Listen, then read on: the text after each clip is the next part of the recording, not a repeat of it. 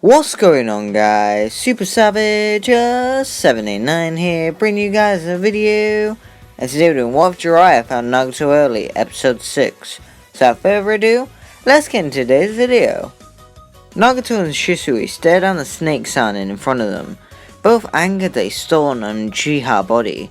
With a sadistic smirk, Orochimaru tells them that he'll give the body up in return for Nagato's, which of course isn't an option. Instead of immediately battling, Nagato tells the student to go and disable the barrier. Immediately, Shisui rushes away, examining the Sound 4 swiftly to see who seemed like the weakest mentally. He'd go over to Jirobo and use his Sharingan Genjutsu to make the Sound 4 member freeze up and deactivate the technique. With the barrier broken, the Sound 4 all swarm Shisui, who would begin to move away from Nagato and Orochimaru to get the Sound 4 away from them.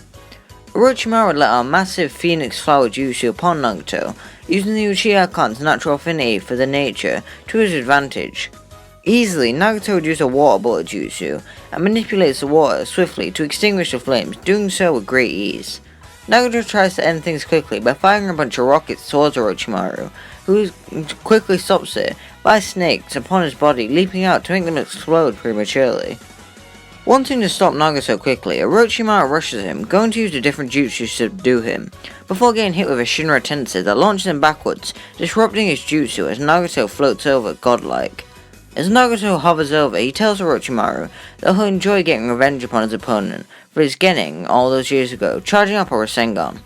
He goes to hit him with it, but is stopped by two coffins popping out of the ground, and both Edo Hashirama and Tobirama exit. Hiruzen would question Danzo about what he's trying to with Leaf.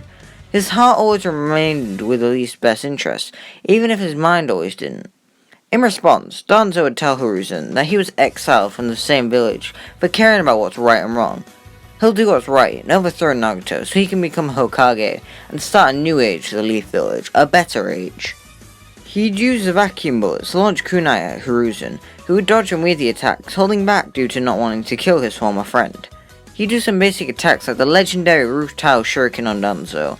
However, he keeps pulling his punches significantly, trying to talk reason to Danzo, which of course is near impossible. Meanwhile, Kushina and Zabuza would be using their legendary swords, going back and forth as they battle from rooftop to rooftop. Zabuza has much more skill when it comes to using a sword, so Kushina has to improvise. She pulls out a scroll and unseals it, using a bunch of shuriken at Zabuza, who just easily deflects it, almost getting taken from behind with Samehada, which he barely dodges in time. Annoyed that he's beginning to lose, Zabuza goes into the second stage of his curse mark as he tells Kushina that he's had enough of toying with her. He leaps back at her and goes to stab her, which she blocks with her Samehada, trying to hold off Zabuza. As she struggles to hold him off, Kushina goes deep within herself to find her inner strength. Literally. Since she has a good half of kurama, she'd ask him for some power, which the Kyuubi would grant her. Her power begins to rise as she glows yellow, entering KCM2, shooting Zabuza backwards with ease. Once landing, Zabuza looks at her confused as he questions what the hell just happened. She grins as she looks at him, telling him that he might have beat the Three Tails, but he can't as hell beat the Nine Tails. She puts her money where her mouth is as she dives back at him, and with one slice cuts the executioner's blade in half. Zabuza gets beaten easily by the red-headed woman as she stands over him, holding her blade to his neck. As she does so, she finally notices something is off with his chakra, more so than the curse mark. His body begins to be consumed in the version 2 cloak as he leaps back up and grabs the hilt of his blade, telling her that he never actually beat the Three Tails. Realizing that he's getting nowhere with Hiruzen, Danzo tells him that he should stop holding back. Danzo would jump away and run off with Hiruzen confused and worried as he follows him. After a minute of searching, Danzo would find the person he was looking for. He jumps and lands in a small group of academy students, as Iruka stands in front. Danzo would stab Iruka in the gut with a kunai, before walking past him, grabbing Konohamaru by the hair, and jumping away on top of the stone-carved face of Hiruzen. When Hiruzen catches up and sees this, Danzo tells him that he should have killed him when he had the chance. Enraged, Hiruzen shouts for Danzo to let him go, and in the typical cliche way, he drops the boy. The old man catches his grandson and places him down before turning to Danzo, realizing that he has to finally get serious. He throws a barrage of massive shuriken at Danzo as he summons King Enma, making him become his staff form. He rushes at Danzo and attacks him, dominating him as he does so. With a heavy heart, he'd stab Danzo through the heart with the same kunai he stabbed Iruka with, apologizing as he pushes it Danzo's dead body onto the ground. As he turns around to go help everyone else, Danzo stuns her and nearly takes Hiruzen's head off. He'd reveal the Izanagi to Hiruzen, who realizes that this fight must be harder than he first thought. Nagato leaps backwards as Orochimaru stands back up, and mind controls Tobirama and Hashirama. The first Hokage uses deep forest emergence, which surrounds Nagato, who uses Shinra Tensei to repel it away. He'd rush in, determining the best possible way to defeat the Edo Tensei. He'd use the Ashura Path lasers and rockets, trying to bombard them, proving ineffective. It means that he has to stop their souls. Having solved a strategy, Nagato realizes that he needs to hold the Edo Tensei still so he can perform the jutsu. He'd swiftly use Earth Release, Mudslide, causing dirt to flow, which the three shinobi jump over. As they fly through the air, Nagato uses Bancho Tenin on Hashirama and Tobirama, pulling them towards him as he catches them by the necks. Before they can even attack, Nagato rips their souls out of their vessels, causing the Edo Tensei to dispel and crumble on the ground. He'd look at Orochimaru, telling him that the fight ends now, using shadow clones to surround the Sannin. As he does this, one of the clones rushes away to go and find Shisui. Hiruzen would begin to run out of stamina, breathing heavily as Danzo uses Izanagi to easily overpower his opponent. He stands over Hiruzen, holding his sword, telling them that it's time to meet Tobirama-sensei. Before he swings it down, his hand stops as he grabs the sword and stabs himself through the gut, falling down and killing himself. Shisui appears with his body flicker, his Mangekyo active, as he asks Hiruzen if he's alright. He nods, thanking him for his help. The shadow clone of Nagato appears at the location of the duo in a rush. He'd look at the speedster, asking him how much chakra he has left. Luckily, Shisui has enough. Nagato tells Shisui to use shadow clones and evacuate the village.